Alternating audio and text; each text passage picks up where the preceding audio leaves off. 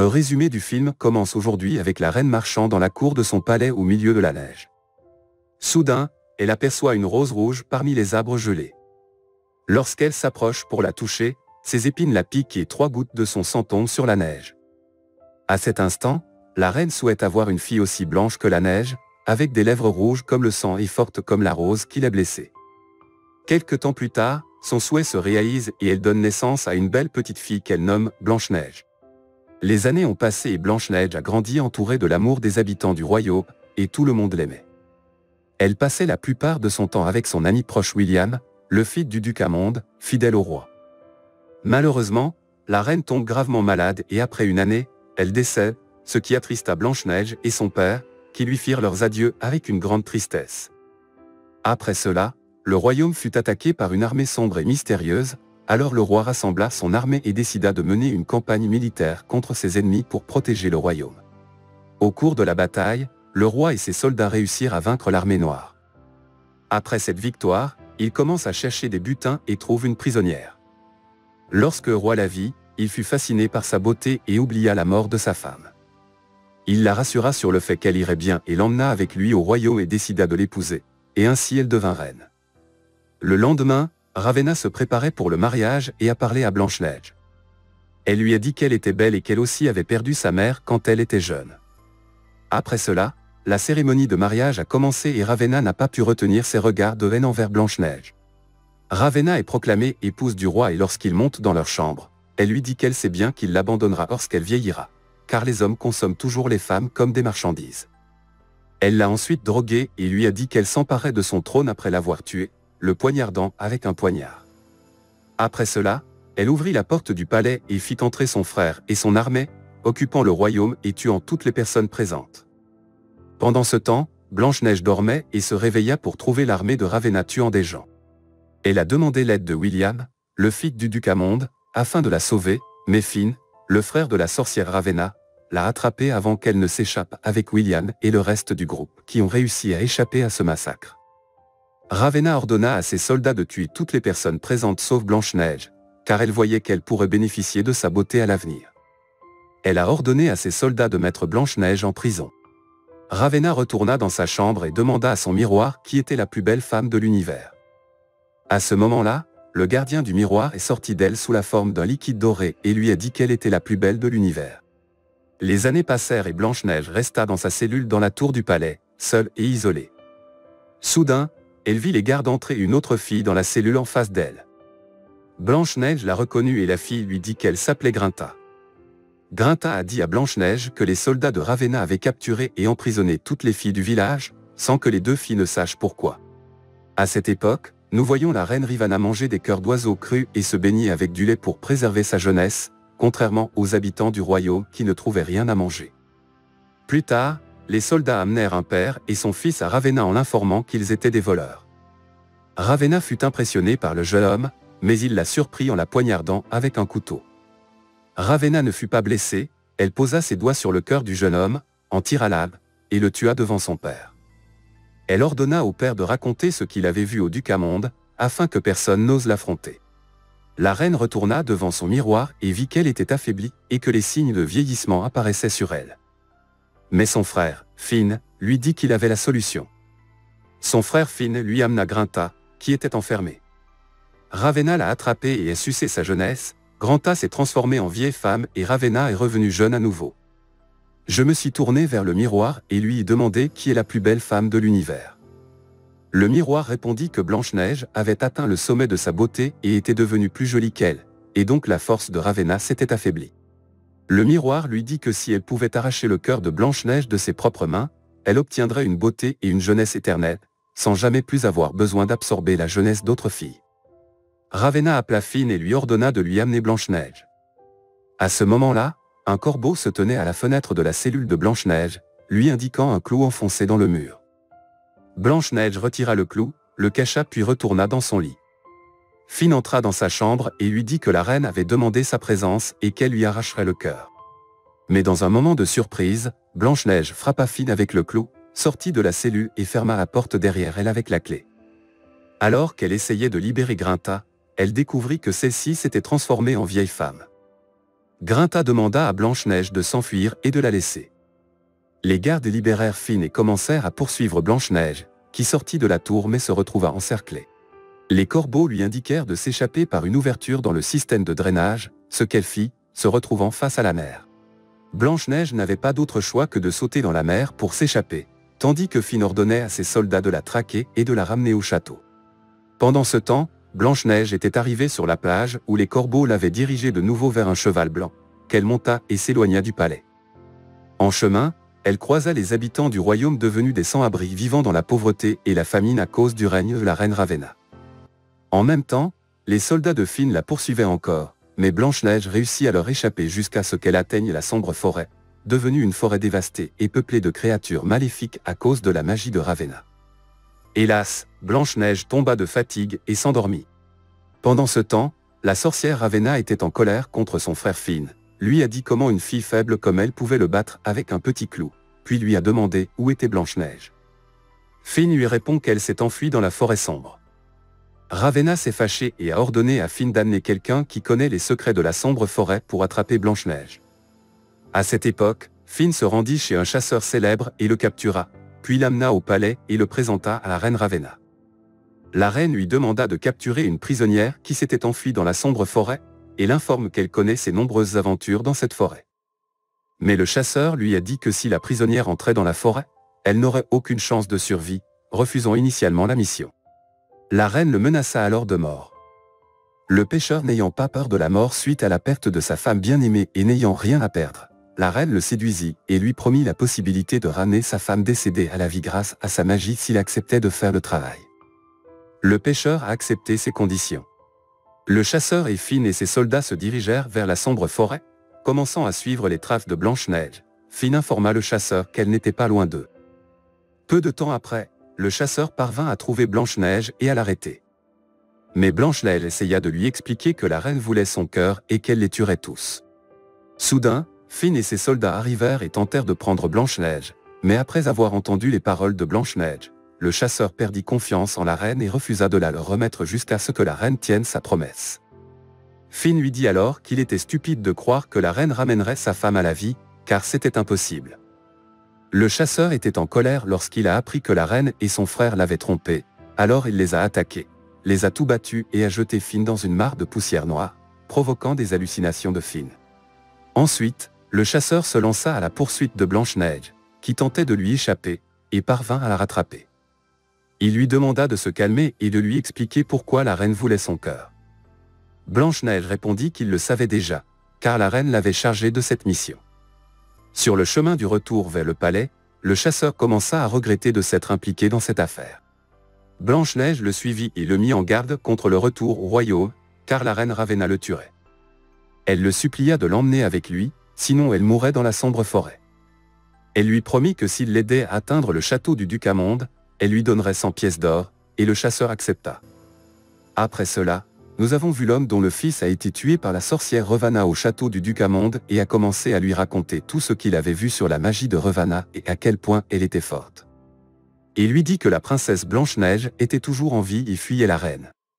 Le duc Amonde demanda immédiatement qu'on amène William rapidement pour lui annoncer cette nouvelle.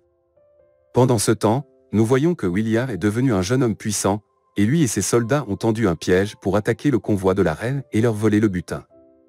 À son retour au château, il apprit de son père que Blanche-Neige était toujours en vie, alors il quitta rapidement le château et alla la sauver.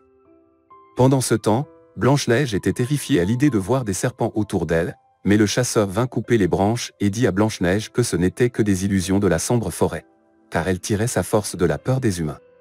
Quant à Finn, il retourna au palais de la reine et rassembla les hommes les plus forts et les plus expérimentés dans la sombre forêt. Sur le chemin vers elle, William apparut et demanda à Finn s'il avait besoin d'un archer dans son groupe, mais Finn ordonna à son archer d'attaquer William.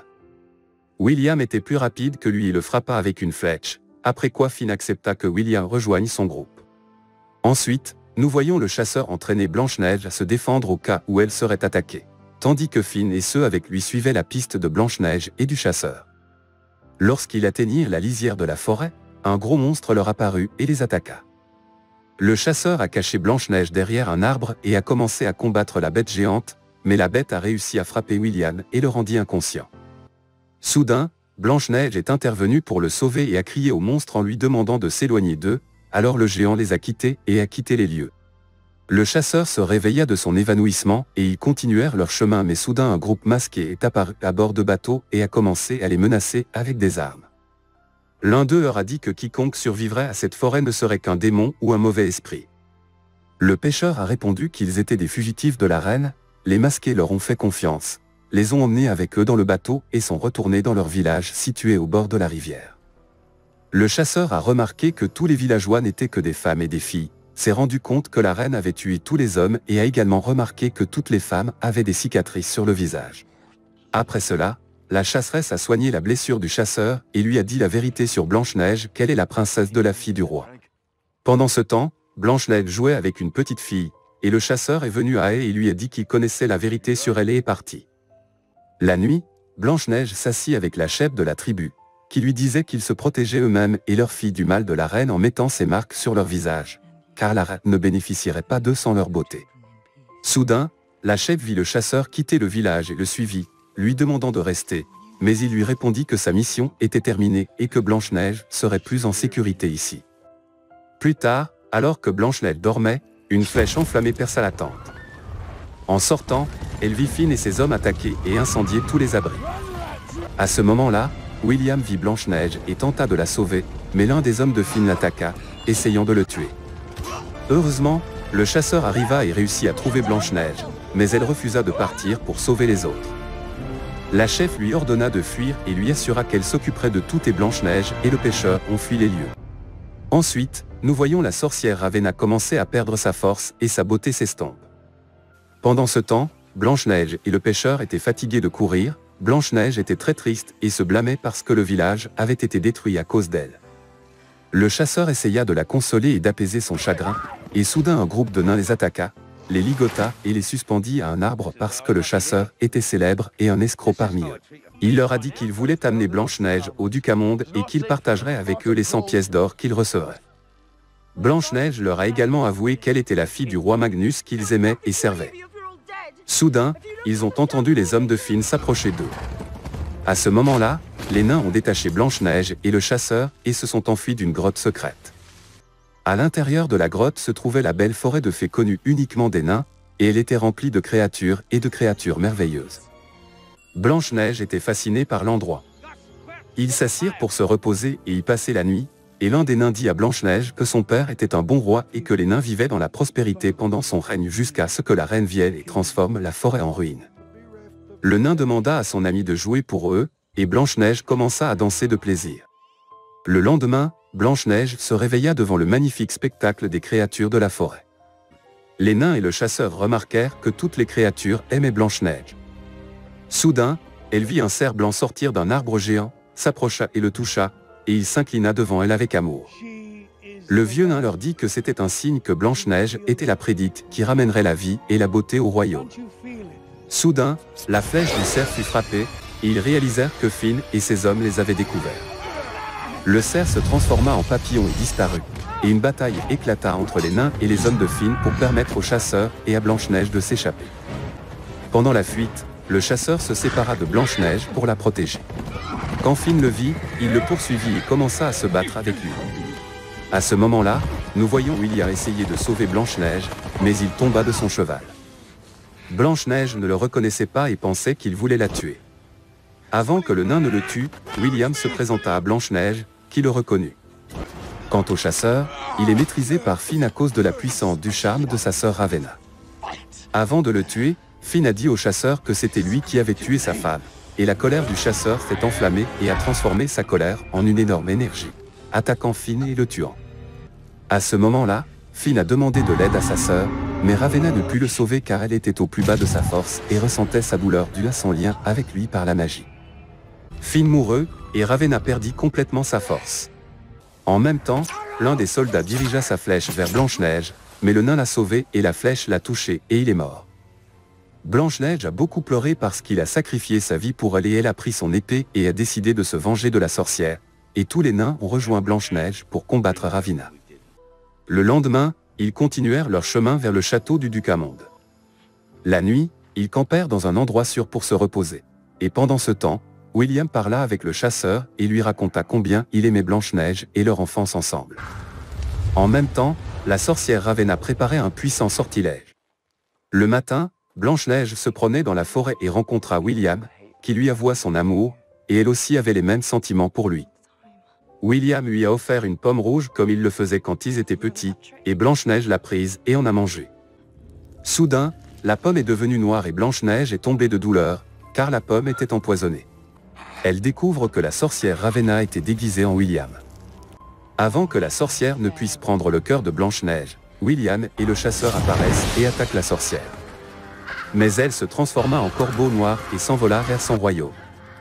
Quant à Blanche-Neige, elle est entrée dans un état proche de la mort. La sorcière Ravenna est arrivée à son palais et a essayé de se tenir devant le miroir, mais elle n'a pas pu car elle était au plus faible. Pendant ce temps, les nains, accompagnés de William et du chasseur, arrivèrent au château du duc Amonde portant Blanche-Neige et l'amenèrent dans une pièce du palais, tandis que le chasseur était avec elle alors qu'il était extrêmement triste. Il commença à lui parler de sa femme Sarah, décédée, et combien il l'aimait et comment il ne pourrait jamais l'oublier jusqu'à ce qu'il rencontre Blanche-Neige et tombe amoureux d'elle. Avant de quitter la pièce, il l'embrassa et partit. Soudain, Blanche-Neige s'est réveillée à cause du véritable baiser d'amour du chasseur. Blanche-Neige est alors sortie et s'est adressée aux gens et les a encouragés à combattre la sorcière Ravenna pour regagner leur royaume, et tous les gens se sont inclinés devant elle et lui ont montré leur loyauté. Dans le même temps, Ravenna avait absorbé la force et la jeunesse de nombreuses femmes et avait retrouvé ses forces. Blanche-Neige et son armée sortirent et se dirigèrent vers le palais de la sorcière Ravenna, qui les vit depuis son palais alors qu'il se trouvait sur une colline en train de réfléchir à un moyen d'entrer dans son royaume. Blanche-Neige a décidé que les nains infiltreraient le palais par les égouts, entreraient et ouvriraient les portes. Les nains ont effectivement réussi leur mission et ont ouvert les portes, et l'armée de Blanche-Neige a commencé à attaquer et à pénétrer dans le palais. L'armée de la sorcière résista avec des boules de feu et des flèches, mais finalement, ils parvinrent à les vaincre et à entrer dans le château. Une bataille féroce s'engagea entre les deux camps. À ce moment-là, Blanche-Neige remarqua la sorcière l'observant depuis la tour, alors elle se dirigea vers elle. Le chasseur et William le remarquèrent et suivirent Blanche-Neige pour la protéger. Lorsqu'ils arrivèrent, ils trouvèrent la sorcière attendant Blanche-Neige. En même temps, le chasseur, William et quelques soldats arrivèrent également. La reine utilisa la magie et les attaqua avec des morceaux de verre tombant du plafond. Les soldats se protégèrent avec leurs boucliers, mais certains périrent, et le verre se transforma en guerriers qui commencèrent à attaquer William et le chasseur. Pendant ce temps, Blanche-Neige se retrouva face à la sorcière, mais elle ne put la vaincre en raison de la puissance de sa magie. En même temps, les monstres parvinrent à vaincre les soldats de Blanche-Neige. La sorcière attrapa Blanche-Neige et lui fit regarder de ses propres yeux la mort des soldats. Blanche-Neige parvient à se libérer et lance une attaque sur la sorcière, mais elle lui arrache rapidement l'épée et jette Blanche-Neige au sol. La sorcière se tenait au milieu du feu, avertissant Blanche-Neige qu'elle ne pourrait pas la vaincre. La sorcière a attaqué Blanche-Neige avec un poignard, mais Blanche-Neige a utilisé les instructions du chasseur pour contrer l'attaque et poignarder la sorcière, brisant ainsi la magie de Ravenna et causant la mort de la sorcière, qui s'est transformée en vieille femme. Blanche-Neige revint pour regagner son trône, redevint la reine et rassembla toutes les tribus déplacées par la sorcière sous son règne. Et son ami Grinta retrouva sa jeunesse, et le bonheur et la vie régnèrent à nouveau dans le royaume.